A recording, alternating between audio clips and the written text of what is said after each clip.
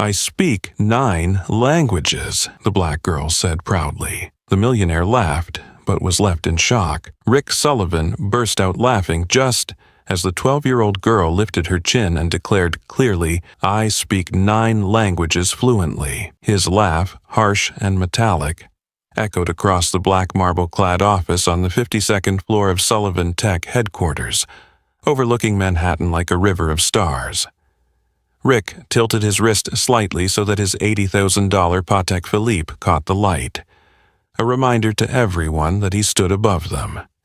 The walls were lined with paintings worth more than entire blocks of houses.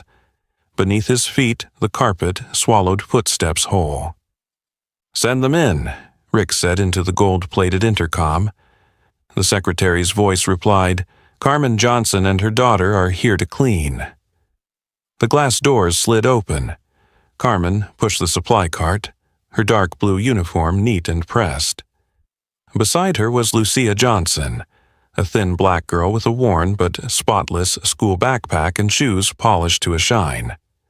Lucia looked around for more than a second, measuring the place where her mother had worked for 8 years but had never been allowed to truly see. Rick circled them like a shark, smelling fear. "Carmen," he sneered, "8 years here, right? What's your education level?" "I finished high school." "Only high school." Rick let out a mocking laugh, his voice cutting. Then, glancing at Lucia, he added with a sly smirk, "And this is the little colored girl learning how to dream big? This isn't the place for people with your skin color to dream, you know."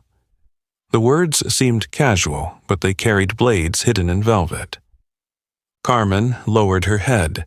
She had survived years by making herself small, knowing every brick in this tower absorbed the muffled sighs of workers like her. But today, her daughter stood beside her. Shame didn't flow quietly anymore. It bristled into thorns. Rick fanned out a bundle of yellowed pages. "Let's have some fun. An ancient manuscript I just won at Sotheby's. 5 top translators in the city gave up on it. They called it a linguistic maze. Classical Chinese, Arabic, Sanskrit, ancient Hebrew, Persian, medieval Latin, each section in a different tongue. Hey, little girl, guess what it says?" Lucia looked down. The script meandered like a river, splitting into countless streams. She didn't rush. Rick's eyes glinted. He turned back to Carmen. "You scrub toilets for people smarter than you. Your daughter will end up the same. Intelligence is inherited, you see?" And then, twisting the knife deeper. "And with her skin, climbing these stairs is even harder." Lucia lifted her gaze. Her eyes weren't angry, just steady. "You said the translators couldn't read it," she answered calmly. "Can you?" "I'm a businessman, not a translator." "Then you can't read it either. Yet you mock others for not being able to." She paused a beat, her voice soft but firm. "Money isn't proof of intelligence." Silence. The hum of the air conditioning grew taut like a wire. Rick's face flushed. He snapped back, defensive. "Do public schools teach you to talk back like that? A poor black kid claiming she can read what white PhDs couldn't? Stop deluding yourself." Lucia didn't look away. "I speak 9 languages," she said, as if stating a simple fact. "If you want, I'll try." Rick raised a brow. Carmen's breath caught. She knew her daughter was studious, but 9 languages was another universe. Rick crossed his arms. "List them." Lucia ticked them off on her fingers. "Spanish, native, English, advanced, Mandarin, basic, Arabic, conversational, French, intermediate, Portuguese, fluent, Italian, basic, German, conversational, Russian, basic." Each name pronounced perfectly, her tone crisp as nails driven home. Rick laughed louder, the sound forced to cover a crack in his certainty. "A black public school girl claiming 9 languages? Sounds like clickbait. Proof?" Lucia didn't flinch. The New York Public Library offers free language classes after school. Mr. Ahmed teaches Arabic on Thursdays. He was a literature professor in Damascus. Now he drives a taxi. Mrs. Wang teaches Mandarin on Tuesdays, once head of a department in Beijing. Ms. Maria Rossi teaches Italian on Saturdays. She cleans houses by day, volunteers at night. They're not rich, but they're rich in knowledge. I studied through books, apps, people. Anyone can learn if given respect and opportunity. Carmen's grip on the cart tightened, then eased. For the first time, she saw her daughter's path not as a shadowed alley, but as a road paved with persistence and community. Rick glanced at the manuscript, his mocking grin faltering, as though someone had tapped a crack in his glass confidence. "Go on, then?"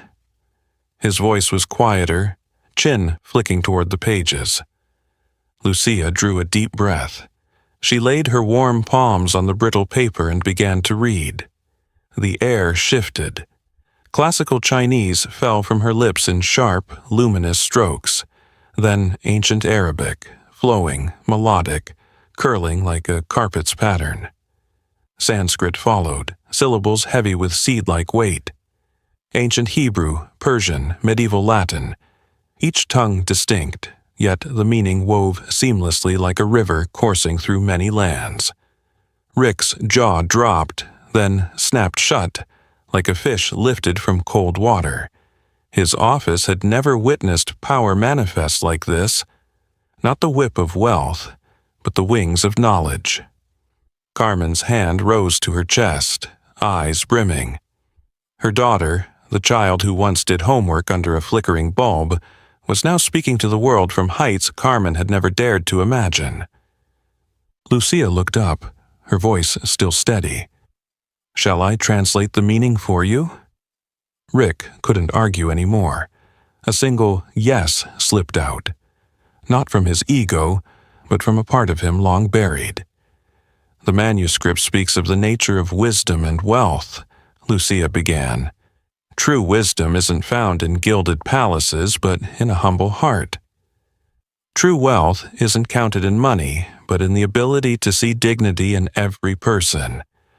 True power doesn't humiliate, it lifts others up." She stopped a moment.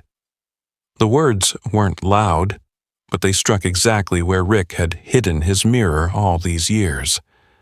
For an instant, he wanted to retort, with jargon, charts, numbers, but suddenly those things shrank to ants scurrying in circles. Before him stood a black girl who spoke 9 languages, read 6 ancient scripts, and didn't flinch at power. And he, a man who had bought what he didn't need just to hear money ring, felt empty. I'm sorry," Rick muttered, startled by his own voice. The 3 words fell like lead on marble. Carmen looked up. In 8 years, no one on the 52nd floor had ever said sorry to her. But Lucia only shook her head slightly. Words aren't enough. Actions matter. She met Rick's gaze. "If you truly want to change, I'll set the condition. But that comes after I finish translating." And so, on the 52nd floor of Manhattan, the opening strike of a rich man was overturned by the knowledge of a child. The rules of the game had shifted. The one in control, at least in this room, was no longer the man behind the stone desk, but the girl standing by the manuscript, her hands steady and unshaken. Lucia translated each layer of meaning, unhurried, as if unlocking a chest with 3 locks. "The first layer," she said, "is instruction. Whoever thinks they are above others because of money is the poorest of all, for they've lost the ability to see light in others. Whoever uses power to belittle others is weak, for they need others to shrink just to stand tall." Rick pressed his hand on the edge of the stone desk.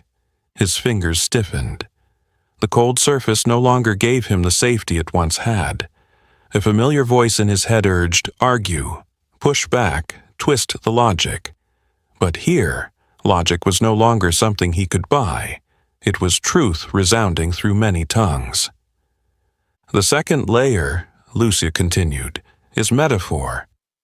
The text uses a river to describe language.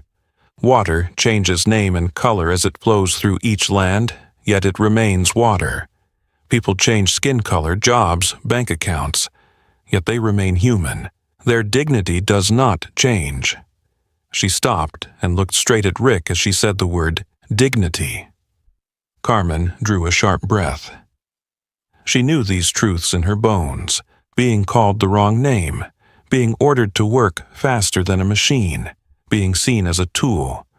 But today, hearing her daughter say dignity, she felt a door open in her chest, a door she had kept locked for years just to keep going. The third layer, Lucia placed her hand on the final page, is choice. When the powerful realize they have been blind to the wisdom around them, that is the moment they begin to awaken or condemn themselves. Rick swallowed hard. The word condemn fell like a stone into a deep well. He looked around. The expensive paintings, the chandelier, the glass walls, all suddenly resembled a collection of golden handcuffs. He turned toward Carmen. For the first time, he saw not the uniform, but the face of a mother who had stood through countless weary nights. "I was wrong," Rick admitted. But Lucia gently cut in, "I have 3 conditions. If you truly learned today's lesson, fulfilling them will make your apology real." Rick nodded, accepting the new rule. Power was not in shouting, but in submitting to moral discipline. 1, Lucia raised a finger, "You apologize to my mother. Not just for today, but for 8 years of treating her like she was invisible. Say her full name, Carmen Johnson. Look her in the eyes when you do." Rick turned, facing Carmen. "Carmen Johnson," he said slowly. "I'm sorry for not seeing you as a person. I'm sorry for humiliating you in front of your daughter. I'm sorry for never once asking about your life." His voice broke slightly on the word person. Carmen stood tall, not to forgive immediately, but to acknowledge this moment as real. The man who once didn't know her name was now learning to say it right. 2, Lucia continued, "You use your power the right way. Scholarships for students from working families, with priority to marginalized communities. Funding free language programs at the public library. Creating real career paths for service workers in your company, so hidden talent can step into the light." Rick listened without protest. Instead of asking, "What's the ROI?" he asked, "How many scholarships to begin with would make it honest to the responsibility?" 150, Lucia answered firmly. "Not a PR number, but enough to carry a whole class of students, large enough to bind you to ongoing action." 3, she raised her last finger. "You learn a new language, so you'll know the feeling of starting from zero. Every Tuesday after work, you go to the New York Public Library. I'll teach you Mandarin. No VIP rooms, no glass chairs, just wooden tables and pencils. You attend like everyone else." Rick gave a faint laugh, not mocking, but a soft shame, remembering he had ridiculed the idea just minutes ago. "Agreed," he said. "I'll be there on Tuesday." Lucia nodded. She didn't shake hands yet. She looked into his eyes, searching for sincerity. Rick didn't look away. He had avoided too much in his life already. "And the manuscript, do you want to hear the conclusion?" Lucia asked. Rick nodded. "The final passage," Lucia read aloud. "The richest person is the one who enriches others. The strongest is the one who helps the weak to stand. The wisest is the one who knows he was once blind." Carmen broke down in tears, not from shame, but from sudden release. The invisible burden of years seemed to lift, as though someone else had finally taken hold of it. Rick turned his gaze to the city outside the glass wall. The streets still pulsed with life. But down there, among stone and lights, was a place he had never set foot, the public library, where his fate had just been rewritten with the chalk of a black girl. "We're done here," Lucia said, closing the manuscript. "See you Tuesday at the library. Bring a notebook with grid lines and a pencil. Homework. Practice the 4 tones. Copy 10 radicals." Rick smiled for the first time that afternoon, a smile without fangs. "Understood." He turned to Carmen. "Thank you, Carmen." Saying someone's name doesn't make you poorer. Sometimes it's the first step to becoming truly rich. As mother and daughter pushed the cart out of the 52nd floor, the thick carpet no longer swallowed the sound of its wheels. Perhaps because the room's gravity had shifted. What weighed the most was no longer stone or glass, but the promise a man now had to keep with himself. And Tuesday would come. Pages full of mispronunciations awaited. Scholarship programs had to be built. Eyes from the country club would squint. But today, in the invisible ledger of Rick's life, 3 bullet points had been written in ink that could not be erased. And at the end of the 3rd line was the signature of the youngest teacher he had ever had, Lucia Johnson. The lobby of the New York Public Library smelled of old paper and polished wood. Rick Sullivan stood there with a grid-lined notebook and a pencil he had bought in a rush at the stationery counter. For the first time in years, he had arrived on time without an assistant by his side. His phone rested quietly in his pocket. His eyes drifted over the study tables. An elderly woman teaching her grandson math. A group of high schoolers bent over homework. A few immigrants typing carefully as if afraid the words might slip away. "You came." Lucia Johnson appeared with a backpack heavy with books, her hair tied neatly, a navy hoodie over her shoulders. She didn't bow to power, nor did she act smug in front of someone asking to learn. "Class rules," she said. "No VIPs. Phones on silent. Don't interrupt. Mistakes get corrected, not ridiculed." Rick nodded and put away his phone. Lucia opened her own notebook. On the first page were 4 large tone marks, 1 flat line, 1 rising arrow, 1 dip, then rise, 1 falling stroke. "Ma, ma, ma, ma," she read, her voice clear as glass. Rick repeated after her. "Ma," he said clumsily, the sound crashing onto the wooden table. Lucia smiled, not mocking. "Better than the first time. 3rd time will be smoother. After that, do it again." Sweat gathered on Rick's neck despite the cool air. At the Summit Club, a single mispronunciation would be an excuse for ridicule. Here, mistakes were rungs on a ladder. At the next table, a Middle Eastern man in his 50s gave a slight nod when Rick finally got "ma" right. Lucia introduced him. "This is Dr. Ahmed, my Arabic teacher. He drives a cab by day, teaches letters by night." Rick rose to greet him. He was used to shaking hands with billionaires, but now found himself awkward before a professor without a nameplate. "Good evening, Mr. Sullivan," Ahmed said, his English slow, graceful. "Here, we switch roles. Humility is the common language." The words settled in Rick like a sustained note. Midway through, an older woman with silver hair passed by. "Mrs. Wang," Lucia called. "My student here pronounced ma correctly today."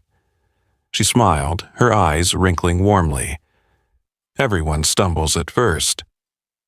What matters is stumbling in the right direction. Rick chuckled. All his life he had climbed by conquest.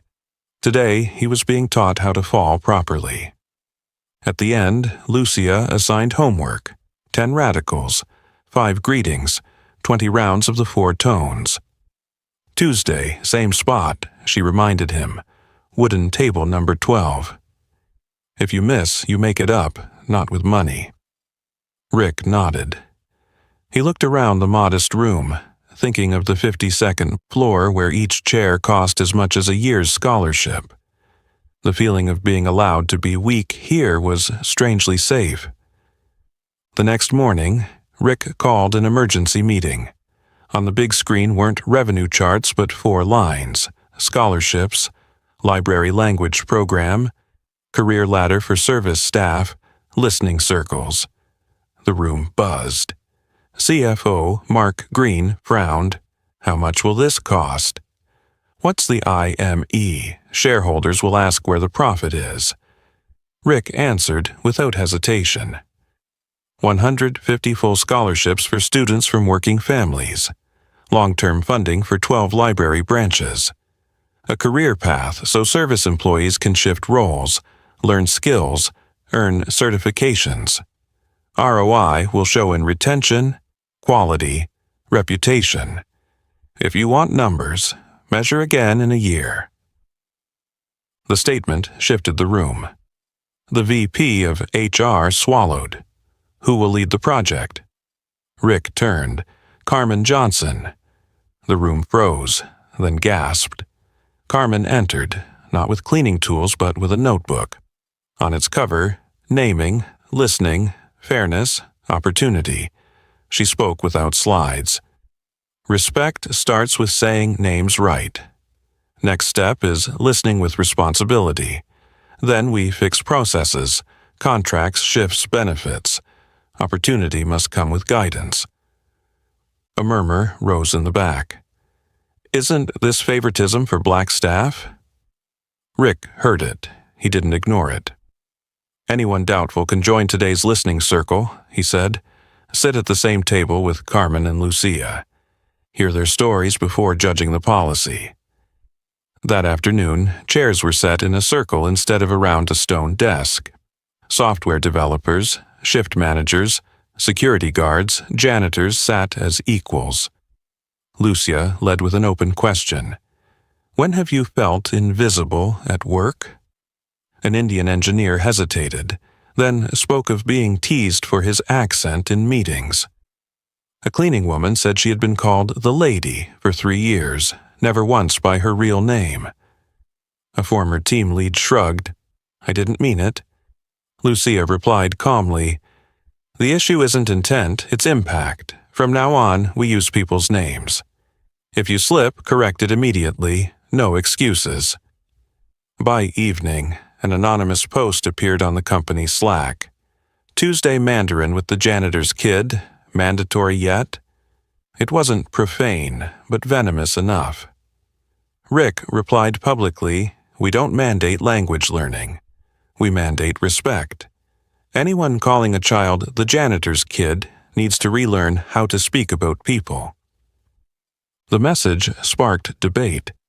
Some thanked him, others muttered, The CEO's too sensitive. Rick didn't delete the arguments. Instead, he scheduled 2 more listening circles. Carmen kept time. Lucia asked questions. Ahmed and Mrs. Wang sat in attendance. By the 3rd session, people understood. This wasn't favoritism, it was correction, bringing the scale back to balance. But pushback came from outside too. A finance blog headlined, Sullivan Tech Goes Woke. CEO learns Mandarin at public library, elevates janitor to management. The comments dripped with racist jabs at skin and intellect. Rick read them all, unflinching. He sent a company-wide email. When you touch injustice, it screams. The screaming is proof you're hitting the right nerve. Keep doing the homework. On Tuesday night, Rick returned to table 12. Lucia checked. Where are the 10 radicals? Rick showed a page dense with strokes. She gave a small nod, enough to make the student want to stay. For an hour, they wrestled with characters. Each time Rick got it right, Mrs. Wang winked from the next table. Each time he stumbled, Ahmed whispered, Slow down. At the end, Lucia instructed, Next week, read a short classical Chinese passage, no transliteration. You'll stumble and get back up many times, that's normal. Rick smiled. Turns out, success has tones too. I've been pronouncing it wrong for years. Lucia, slung on her backpack, tapped Rick's notebook lightly. Tomorrow at the company, there'll still be hard sounds. But if you read one sound right at a time, eventually it becomes a sentence. Night fell over Manhattan. The 52nd floor still glowed, but now, for Rick, the library's lights felt warmer. He realized power isn't lost when you learn to say sorry. It only shifts, away from mocking laughter toward the nods of those who had never been invited to the table. Friday noon at the Summit Club, dark wood paneling, thick velvet drapes, Bordeaux glasses glowing under amber light. Bradley Carter, hedge fund, Sebastian Price, pharmaceuticals, Ethan Cole, telecom, sat around the table, their eyes trained to measure people by stock prices. Rick, Bradley lifted his glass, I hear you're bringing social justice into your company, taking Mandarin classes at the public library, and promoting a black janitor to director. Each word snapped open like the lid of a box releasing prejudice. Rick set his glass down. Her name is Carmen Johnson. She leads our people development program, designing real career pathways, and I'm learning Mandarin from my 12-year-old teacher, Lucia Johnson. Sebastian scoffed. Is this PR? Or are you prepping to sell out to Chinese investors? Ethan added, Don't kid yourself. Talent isn't found in basements. Rick didn't flush. 6 weeks ago, he would have laughed along. Today, he spoke steadily. Doctor. Ahmed was once a professor of Arabic literature. Mrs. Wang once chaired a department in Beijing. They teach in libraries because of borders and wars, not because they're lesser. It took me 51 years to see that. Bradley set his glass down with a sharp clink. You're weakening our position. These woke stunts make shareholders uneasy. Rick smiled, without fangs. If shareholders oppose respect and investing in people, maybe Sullivan Tech is no longer the right fit for them. Choose your side, Sebastian said. 1 week, adjust, or you're out of this circle. Rick stood, not mocking. I'll leave right now. You can keep your circle. I have a new one, the library, the classroom, the scholarships. He walked away. Behind him, someone muttered, lunatic, a stone dropping onto carpet with no echo. Monday, quarterly shareholders' meeting. Reports and charts filled the room. Mark Green presented conservative forecasts. A shareholder asked, We hear costs are rising from scholarships and libraries. What about margins? Rick didn't dodge. Yes, costs rose.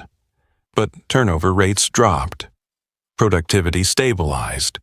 Workplace accidents at 2 satellite plants fell 30% after retraining and schedule adjustments. And the applicant pool has doubled because of our reputation. Another shareholder frowned. That's correlation, not causation. Rick nodded, agreed. So, let's test it. 2 units replicate the model, 2 remain unchanged, 6 months of data, I'm betting on people. Mid-session, an aide whispered to Rick. Problem in the lobby. He excused himself.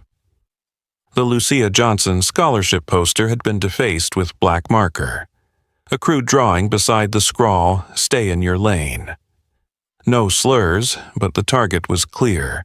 Skin color and her mother's work. Security was flustered. Employees murmured. Carmen stood firm, pale but chin high.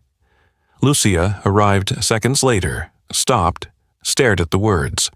She didn't cry. She raised her phone, snapped a photo, then turned to the gathered crowd. We do 2 things. 1, erase it. Filth doesn't get to linger on a wall of opportunity. 2, we don't erase in silence. Rick nodded. He called janitorial staff with cleaning solution and set a portable speaker down. Everyone, he said, his voice steady. "Here we call people by name, and we fix what's wrong. This attack is against Carmen Johnson, against Lucia Johnson, and against anyone who believes education is a right. We don't retaliate, but there are consequences. Camera review, suspension of those responsible, mandatory bias training, and a public apology, if the harmed accept it." A mid-level manager, tense-faced, stepped forward. I did it," he blurted. "I was angry because the company's changing too fast. I didn't mean to insult her skin." Carmen looked at him, not shouting.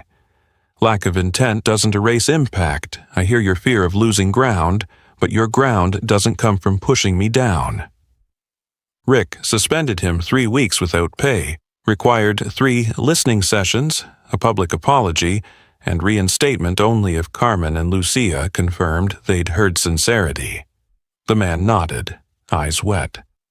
I'm sorry," he said, looking directly at Carmen for the first time. Carmen gave a small nod. "I hear you." The graffiti was scrubbed away on the spot. Rick ordered not to reprint a clean poster yet. Instead, frame the cleaned one with a caption. "Defaced, restored, stains remain to remember." Lucia added, "And list the names of those who scrubbed it. Janitorial crew, front desk staff, and the one who confessed." Heads nodded. Community justice doesn't erase the wrongdoer. It places them in the process. Rick returned upstairs. "Apologies for the pause," he told the shareholders. "A lesson just played out downstairs. It didn't break our business model. It built our trust model." One senior shareholder, silver-haired and cold until now, spoke slowly. "I despise hollow PR, but if you're building a workplace where janitors and engineers resolve crises together, I'll keep my stake for another 3 years." Evening. Rick returned to the library. Lucia opened a new lesson, a short classical Chinese passage. Rick stumbled, tried again, then read it right. "Good," Lucia smiled. "Tomorrow's the first round scholarship interviews. Do you want to sit with the panel?" "Not to grade, just to listen." Rick nodded. "I've spoken too much of my life. Now it's time to hear others' lives." That night, he walked through the 52nd floor. On the walls where million-dollar paintings once hung, now were photos. Ahmed by a chalkboard of Arabic script. Mrs. Wang smiling behind a stack of books. A young Latinx girl clutching her scholarship letter. Carmen at a round-table meeting. Rick dimmed the lights. The atmosphere softened.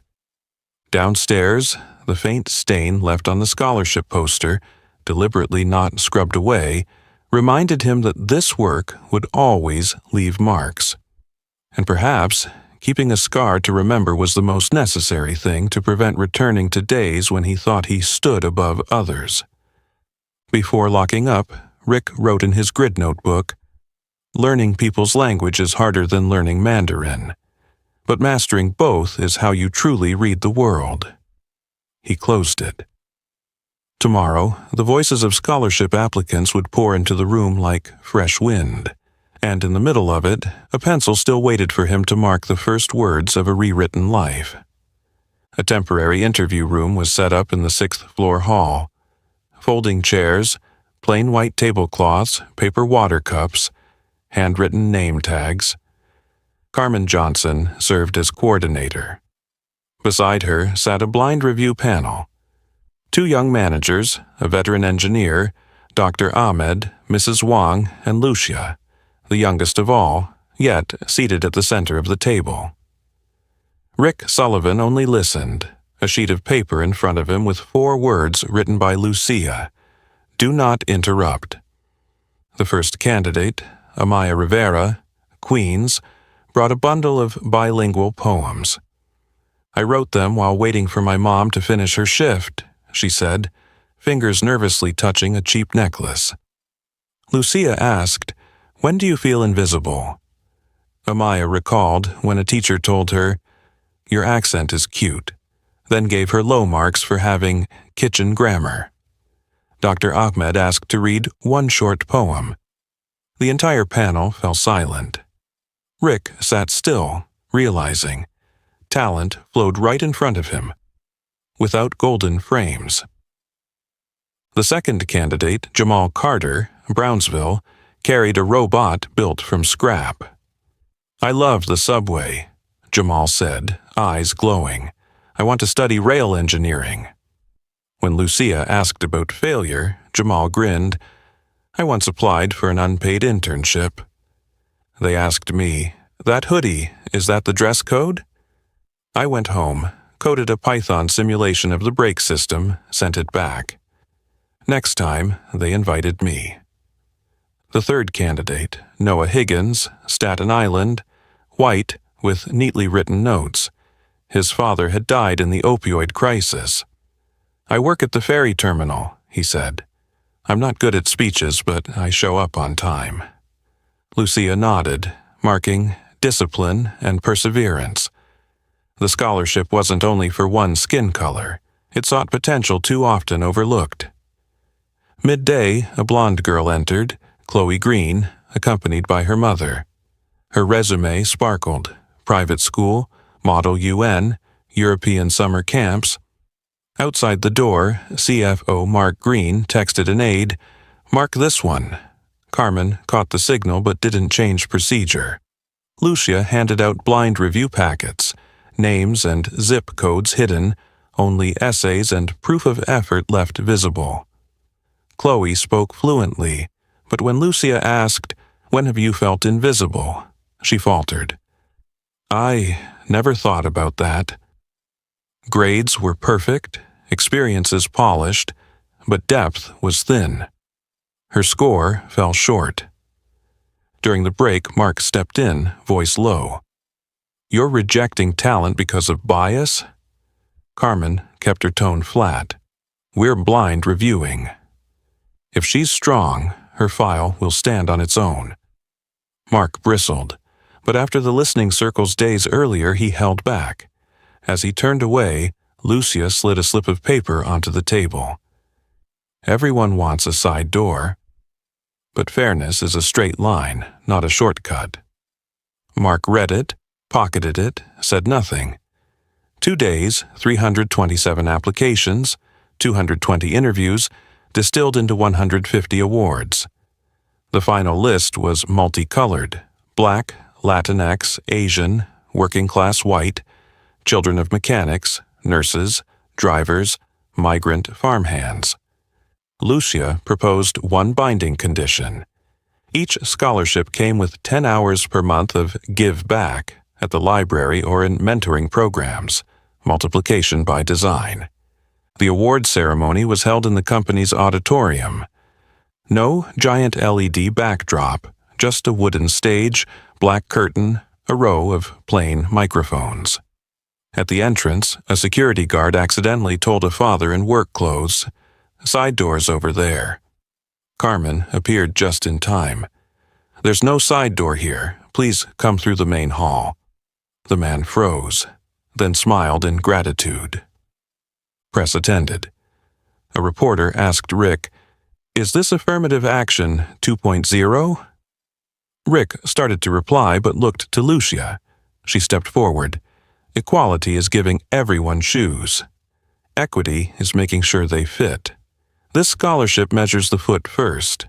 We review blind, we look for effort, discipline, curiosity, then provide support that matches.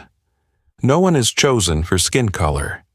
Everyone is chosen for potential poverty and prejudice usually bury." The room murmured with approval.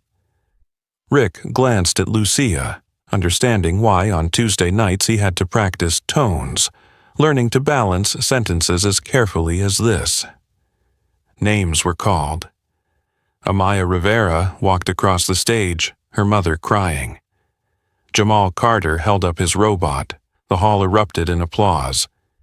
Noah Higgins whispered, "Thank you," and clutched his envelope like the ferry dock he worked every morning. At the back, Mark Green watched quietly. He remembered his own father had once mopped hospital floors before becoming a shift supervisor. Perhaps, afraid of losing power, he had forgotten his family's old path. He bowed his head, typing a message he never sent. I struck the wrong tone. Afterward, a TV station requested an interview. A reporter asked Lucia, "You're only 12. Why teach a CEO?" Lucia answered, "Because he wanted to learn, and because someone who knows how to say sorry deserves to learn." Rick laughed softly. It was the best PR line he'd ever heard, except it wasn't PR at all. That night, the elevator carried Rick and Carmen down to the lobby. The once defaced scholarship poster now hung in a frame with the caption, "Defaced, repaired, stain kept to remember." Rick paused. "Tomorrow I meet the board. They want harder metrics." Carmen nodded. "We'll bring measurable stories. Reduced turnover in service teams, mentoring hours logged, workers attending night classes at the library, new life paths opened. The metrics of trust are repeated actions." Rick stepped out. Outside, Manhattan air was dry, the lights warm. He realized, among the city's noise, today the silence of the auditorium was the truest sound. The silence after each okay from Lucia, after each scholarship name called. From a bundle of yellowed pages on the 52nd floor, the story had changed shape into a social contract, signed by the trembling hand of a once arrogant man, and the steady script of a girl who knew how to read the world. The Monday morning strategy meeting had no multicolored KPI charts. On the whiteboard, Rick wrote 4 large words: humiliation, education, action, multiplication. "This," he said, "is the diagram I've lived through, and we will run it as a system." Step 1. Humiliation, facing the wound. Carmen led a retelling session for the executive team. Each person wrote down a moment when they had belittled someone, even unintentionally. No excuses. The goal: recognize the habit. Mark Green stood. "I asked to flag an application, Chloe's, because I feared this program would cut out children of our class. I admit I was wrong and will recuse myself from the review panel for 1 year." The room was silent, then clapped. Not to cheer, but to acknowledge someone laying down a weapon. Step 2. Education, structured learning. Lucia, doctor. Ahmed, Mrs. Wong, and HR designed a 3-2-1 module. 3 hours, responsible listening. Say names correctly, ask open questions, respond. Without defensiveness. 2 hours, unconscious bias.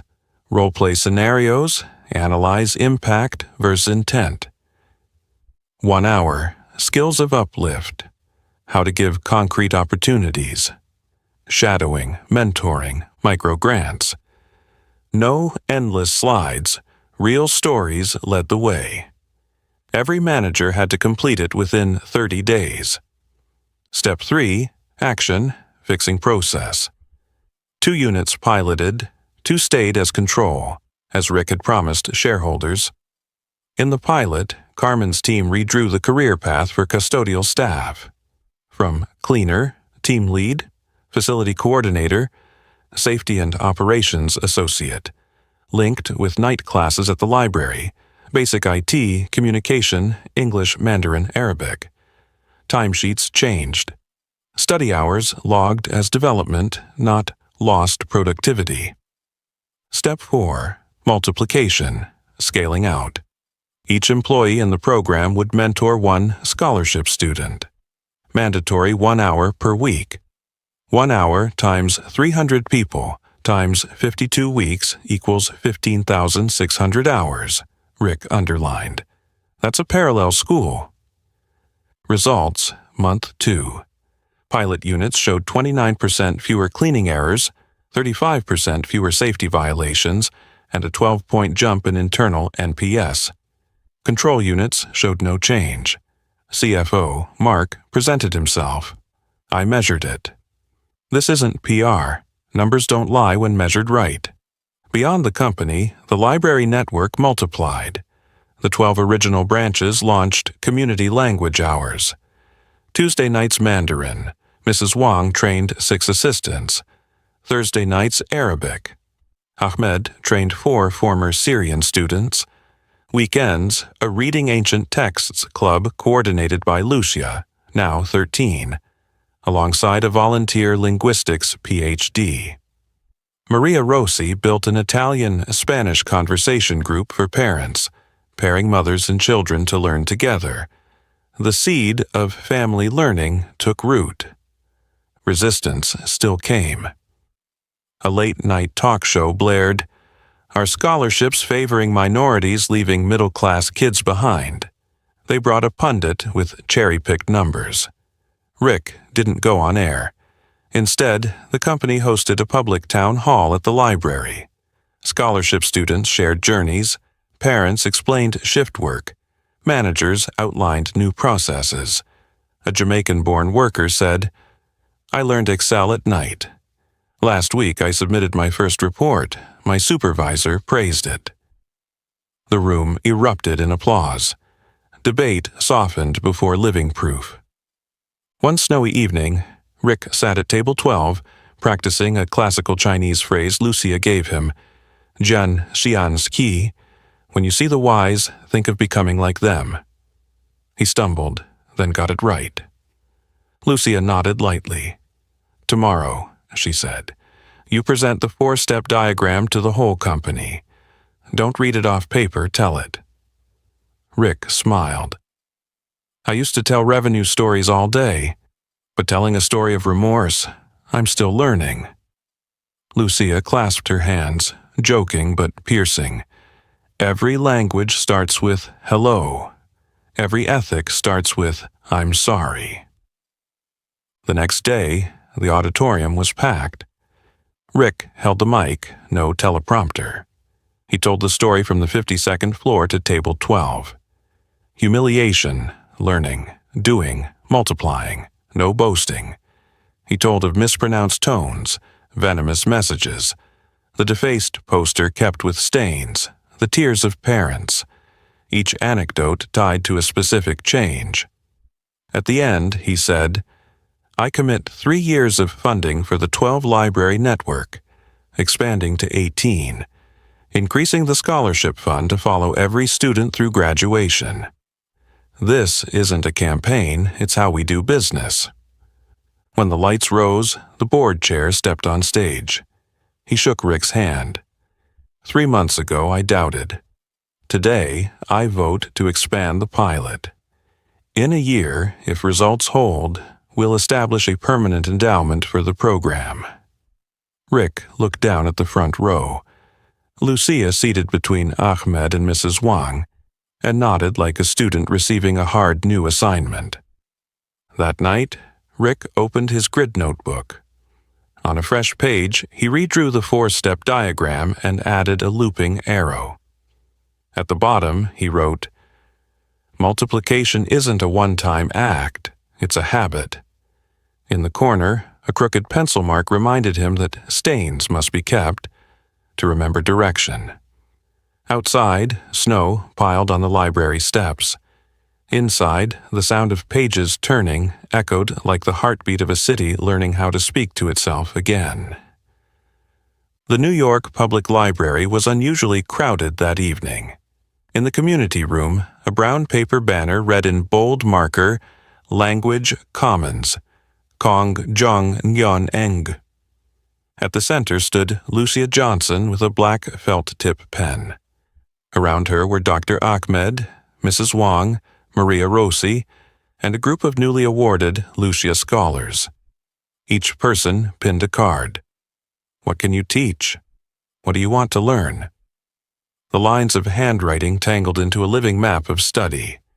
Jamal signed up to teach basic circuits to neighborhood kids. Amaya planned Friday bilingual poetry nights. Noah offered to monitor ferry schedules and teach Excel to parents. Maria suggested weekend mother-child Italian-Spanish classes. Carmen walked the room, calling each person by name. From being the janitor once upon a time, she had become a cultural architect. At wooden table 12, Rick Sullivan scribbled Radicals. Practicing tones, he confused ma with ma, drawing warm laughter from the group. Mrs. Wang nodded. We laughed to learn, not to humiliate. Every laugh tonight seemed to restore something the 52nd floor had once stripped away, the safety to be wrong. Meanwhile, the City Ledger published an op-ed. Don't turn a black child into a PR prop. Does Lucia really speak 9 languages? Underneath, anonymous accounts shouted, "Prove it before real scholars." No slurs, but the tone was familiar. Velvet skepticism. Phones buzzed across the room. Dr. Ahmed frowned. They want a circus, Mrs. Wang murmured. The library is not a circus. Rick glanced at Lucia. She put her phone down, not snapping back. If they want academic discussion, we set conditions, she said. No live broadcast. No edits. Agreement on purpose. Testing method, not exposing a person. And a commitment. Each scholar must sign a letter supporting the library. Dr. Ahmed nodded. We'll invite colleagues from Columbia, NYU, Right Field, Right Protocol, Mrs. Wang added, and Lucia won't perform alone. This is comparative study. There must be co-readers, co-translators. The next morning, the library director received a discreet letter. Some old donors warning to reconsider lending space for a political show. Polite words, heavy weight. The same day, the Summit Club leaked a rumor. Sullivan using a child to polish his image. Rick read it all, said nothing. He brought the letter into the library boardroom, laying it beside the handwritten venue request Lucia had submitted. The director sighed. Our budget depends, but justice also needs money. Carmen said, the community will raise funds. Lucia added, and Sullivan Tech will cover the hall, without a logo. That night, a special listening circle was held. Lucia stood in the middle of the chairs. I am not a wonder to be ticketed. I will read if conditions ensure knowledge is not turned into spectacle. If not, then no. A parent asked softly, Are you afraid? Lucia smiled thinly. I fear becoming a tool, but language, I love it. Dr. Ahmed scheduled an internal colloquium, inviting 3 scholars, Professor Klein, Ancient Hebrew, Columbia, Dr. Farah, Classical Arabic, NYU, Associate Professor Romano, Medieval Latin, Fordham. They accepted, for the subject and for the library. Conditions, closed to press, only an academic record published later, approved by all 3. The City Ledger refused. Live stream or nothing. Mrs. Wang chuckled. Nothing, then.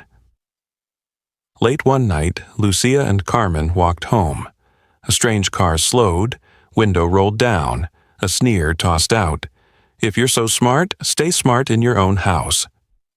Then it sped off. Carmen squeezed her daughter's hand. Lucia didn't chase the taillights. From her backpack, she pulled a stiff card she had written, Never turn knowledge into a circus. Read to lift others. Carmen looked at the words, her eyes softening. If you change your mind tomorrow, I'll still be proud. Lucia shook her head. I set the conditions. They agreed, that's enough. The colloquium was set. Saturday, 10 a.m., Hall C of the library. Outside, a protest group registered to gather, demanding transparency. The library coordinated with police to maintain order. Rick stood outside in quiet sponsorship, without speaking. He signed a commitment to cover all security, materials, and ASL interpretation. "This is the House of Language," he told the director. "The doors must stay open." The night before, Lucia sat alone at table 12. She opened the manuscript, not to memorize, but to revisit the river she had crossed. In the margin she wrote, "The real test isn't proving I'm good enough. It's proving this way of learning is open enough for anyone to walk." She folded it shut, turned off the lamp. From the tall window, Manhattan exhaled. Down on the street, wind tapped gently against the signs. Above, morning was already slipping through the edge of the curtain, bringing both the glare of suspicion and the glow of love. Lucia was ready. Not to defeat anyone, but to keep her promise. To read in order to lift. The library opened early. The hallway leading to Hall C carried simple posters. "Language is a bridge. Say each other's names right." Outside, protesters held signs. "Live or it's fake." Inside, 3 scholars quietly examined copies of the manuscript. Faded brown ink, edges frayed like the edges of memory. 10:02. Lucia stepped forward without a microphone, dressed in a white shirt, black pants, sneakers. "I begin with thanks to Dr. Ahmed, to Mrs. Wang, to Maria, to the librarians who opened the rare books cabinet, and to my mother who taught me patience." She invited Professor Klein, Dr. Farah, and Associate Professor Romano to sit at a round table on stage. Today is not a performance but a co-reading. Section 1, Classical Chinese. Lucia read 4 lines. Mrs. Wang read alongside her, explaining rhythm and allusions. Lucia laid out 2 possible interpretations. Professor Klein nodded, noting, "The girl distinguishes well between classical and vernacular Chinese, without confusing the references." Section 2, Classical Arabic. Lucia read, Dr. Ahmed followed, explaining stress and morphology. Dr. Farah asked about textual variants. Lucia pointed to a faint ink mark like an editorial sign. Section 3, Sanskrit. Lucia stumbled half a beat, then found the right Sandy. Professor Romano smiled, tapping his pen. "Correct." She continued through ancient Hebrew, Persian, medieval Latin. Each section read in tandem, explained, then rendered into English and Spanish. At the back, Rick was no longer short of breath. He forgot the time. In the corner, Carmen sat straight, wiping tears with the back of her hand. Not from hurt, but from pure admiration.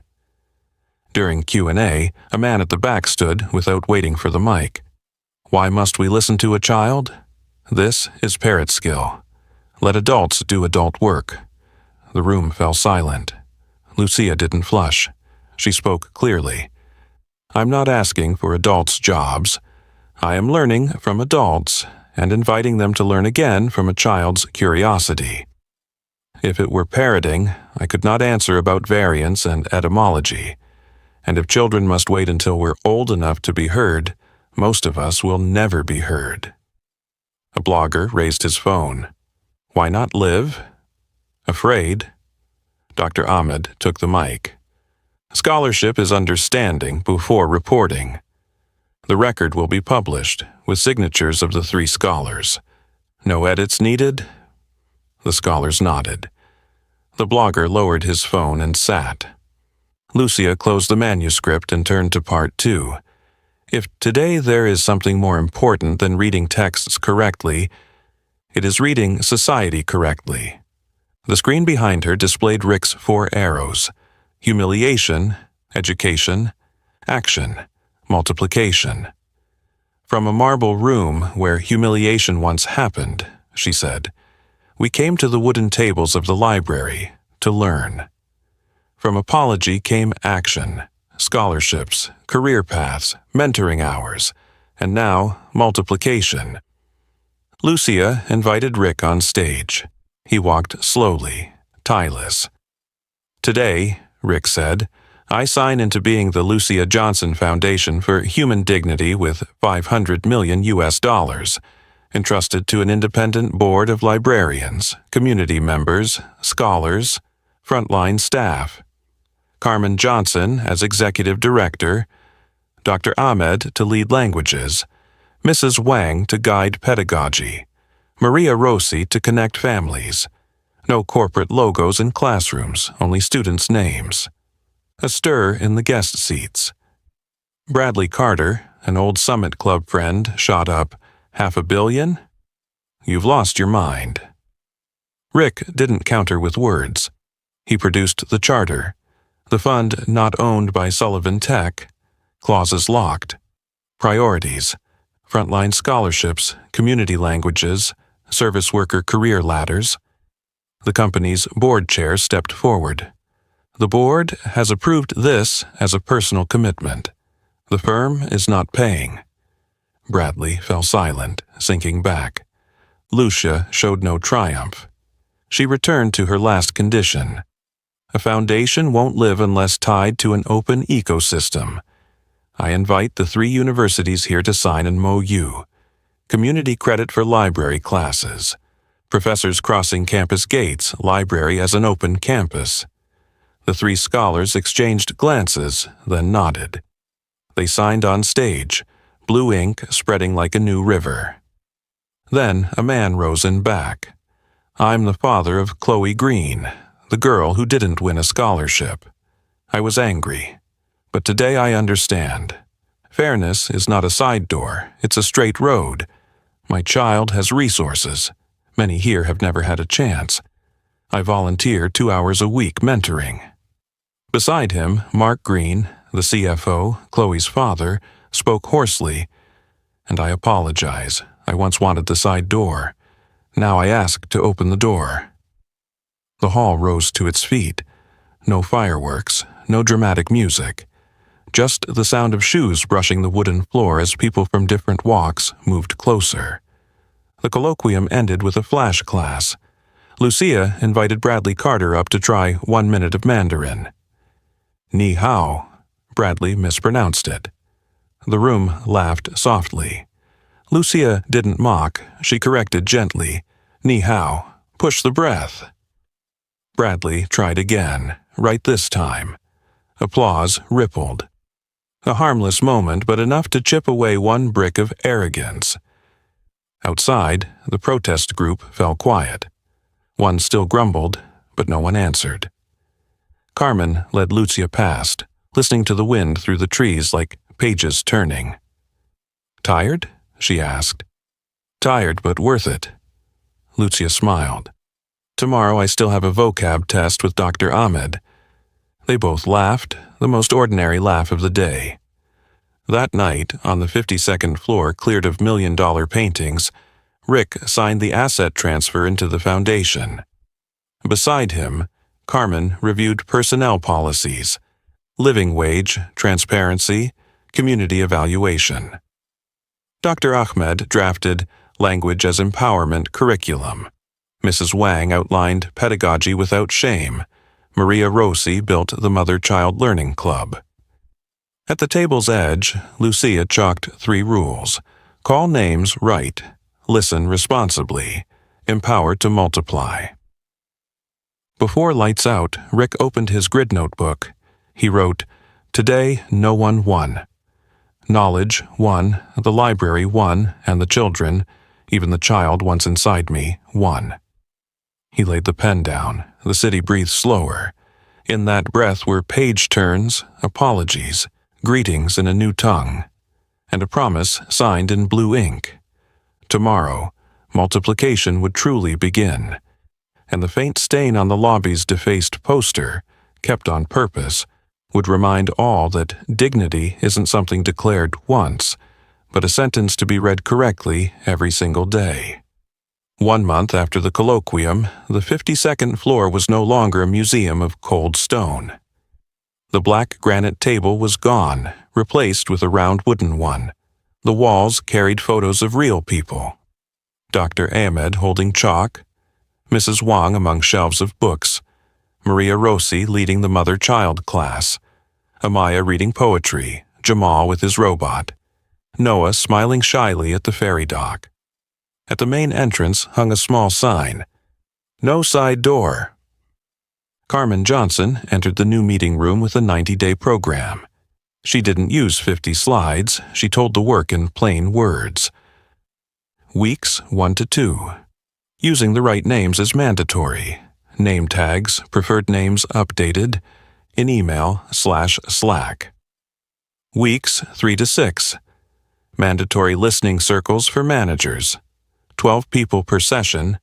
Chairs in a court round. Rules of no interruptions. No excuses. Weeks 7 to 12. Career paths for service staff. From cleaner to safety and ops associate, with evening library classes counted in development records. Ongoing, one-to-one mentoring between employees and scholarship students, 60 minutes per week. Rick took notes. CFO. Mark Green sat quietly, placing a sheet in front of him. I withdraw from all selection panels for 12 months. I request to serve as advisor on impact measurement. The silence in the room wasn't heavy. It felt like breathing space for a man who had just placed a brick in its right spot. To keep the new culture from becoming slogans, Lucia proposed the 3-sentence rule, a mini code of conduct posted in every meeting room. 1. Say the right name. My name is, I like to be called. 2. Listen responsibly. I hear you said. Here's how it affects me, my team. 3. Empower to multiply. What I can do this week is, I need to join me. In a technical meeting, a manager carelessly blurted, "Speak proper English." The room froze. According to the rule, an Indian engineer calmly replied, 1. My name is Anil, pronounced Anin. 2. I heard you say proper English. It made me feel lowered, even though I'm doing my job right. 3. This week, I'll host a session on clear PR writing. I hope you'll try this checklist. No shouting. Behavior corrected behavior. At the ground floor lobby, a new guard slipped into calling Carmen the cleaning lady.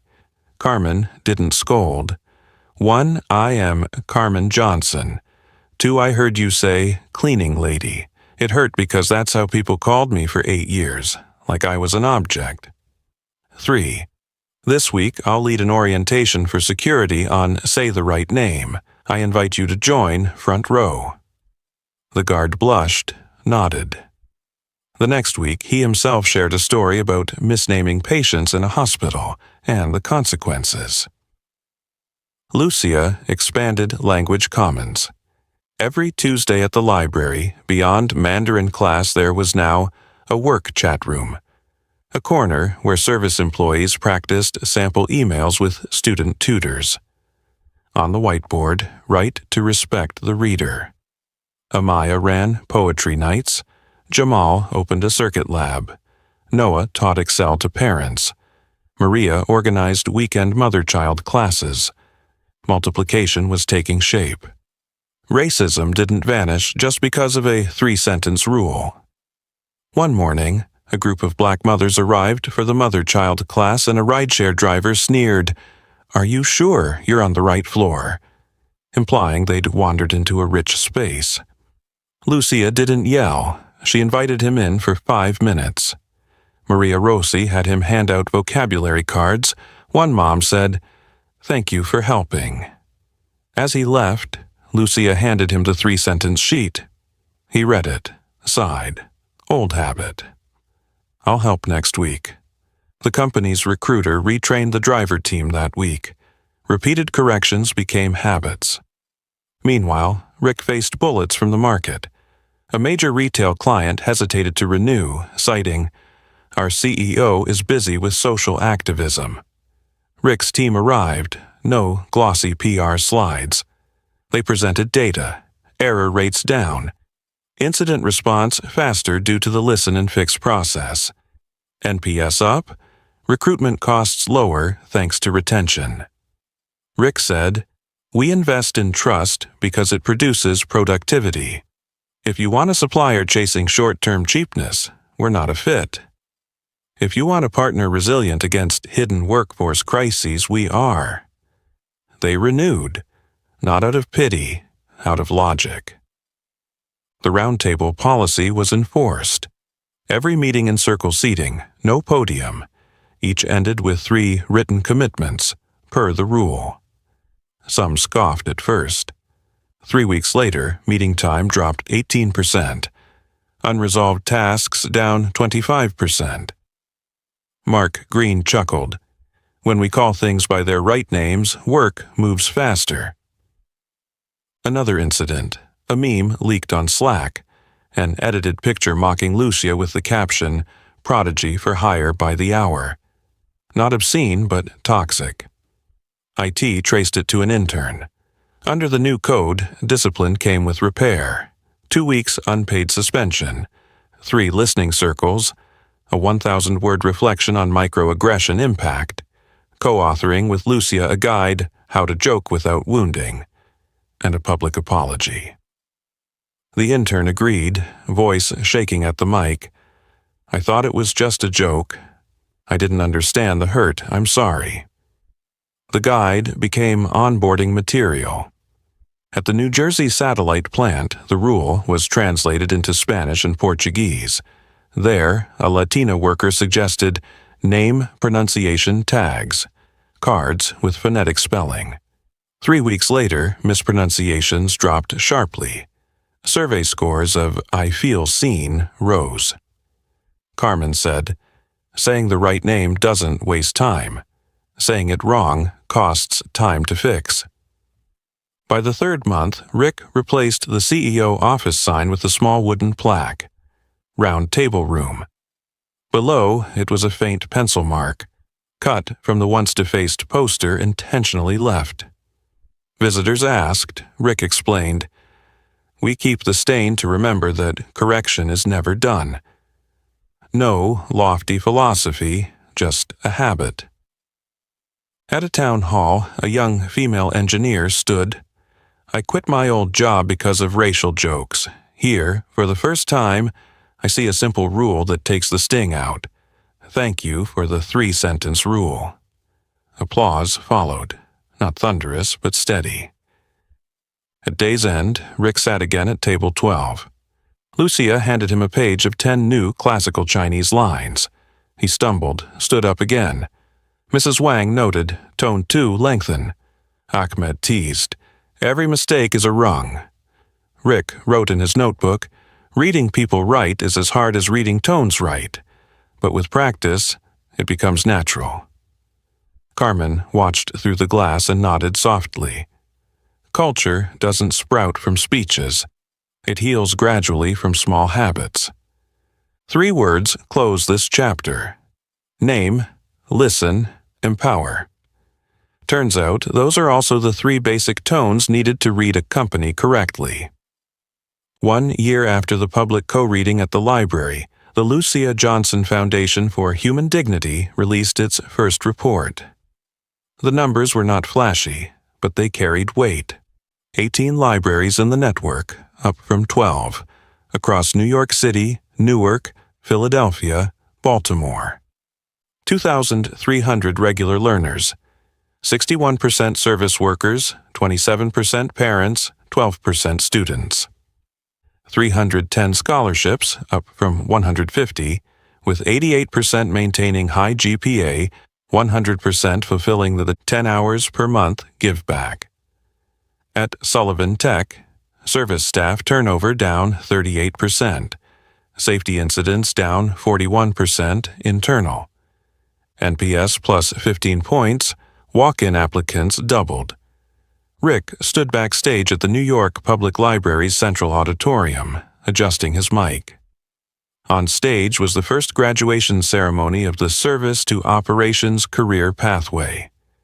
23 employees, once holding MOPS, received Safety and Operations Associate certificates.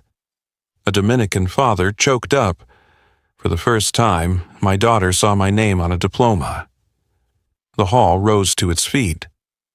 Carmen handed out the certificates, pronouncing each name with care. Every name was a rung on the ladder. On the side, Mark Green and his daughter Chloe attended the mentoring session. Chloe, who hadn't won a scholarship the year before, was now mentoring 2 Bronx students, teaching presentation and planning. "I learn more when I teach," she said to Lucia with an easy smile. Lucia grinned back. Teaching is the fastest way to learn. At the back row sat Bradley Carter, old friend from the Summit Club, without cameras. He passed Rick a small card. "I want to anonymously fund $1 million for the Reed Society Right program in Baltimore. Not because he lost a debate, perhaps because no one forced him to go live here, only to read and listen." Rick scribbled back, "Welcome to the round table." The foundation signed MOUs with Columbia, NYU, Fordham for community credits. Professors stepped outside campus gates, classes graded seriously. Learners got library cards like student IDs. A literature professor remarked, "We teach philosophy on campus. At the library, we see philosophy become human." Media grew less harsh. The City Ledger, once mocking, published a mild correction. Measurable impact of language commons. Not a full apology, but enough to cool the air. More important, beneficiaries spoke up.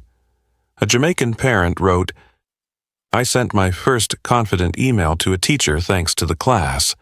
My son said, 'Mom, I'm proud of you.'" At Sullivan Tech, the photo wall thickened. Mentoring pairs, name pronunciation tags, no side door signs in every lobby.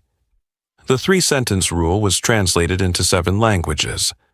A small supplier in Newark adopted it on their own. After 3 months, they reported lower turnover and fewer customer complaints. "No big slogans needed," they wrote, "just read each other right."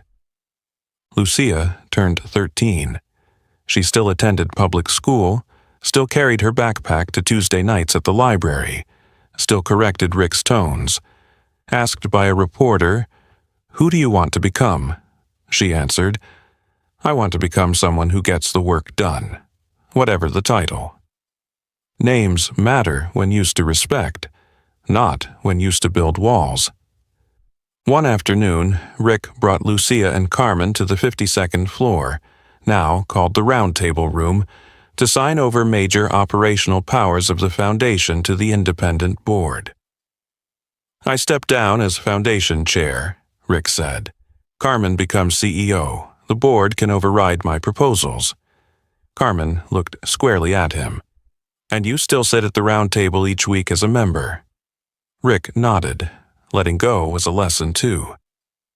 Before signing, Lucia asked to rehang one artifact, the once defaced poster, now framed with the line, "Defaced, repaired, stain kept to remember." Next to it, a handwritten 3-sentence rule from Lucia. At the signing, she read briefly, 1. Say each other's names, that is the front door. 2. Listen responsibly, that is the bridge. 3. Empowered to multiply, that is the long road. Whoever walks these 3 points will reach one another. That night, the auditorium filled for the first scholarship graduation.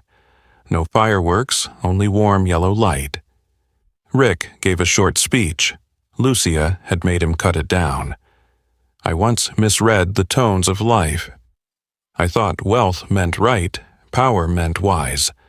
A black girl in a library taught me that reading people right is the beginning of all wisdom. Thank you to my teachers, Carmen, Lucia, Ahmed, Wang, Maria, and to the mistakes that forced me to relearn."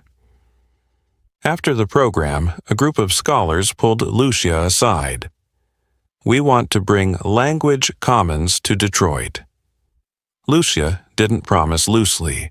She pulled out an 8-point checklist. Partner library, core teaching team, minimum budget, impact metrics. She ended with her mantra, "No company logo, only students' names." Rick's last call that night was to Jamal's mother.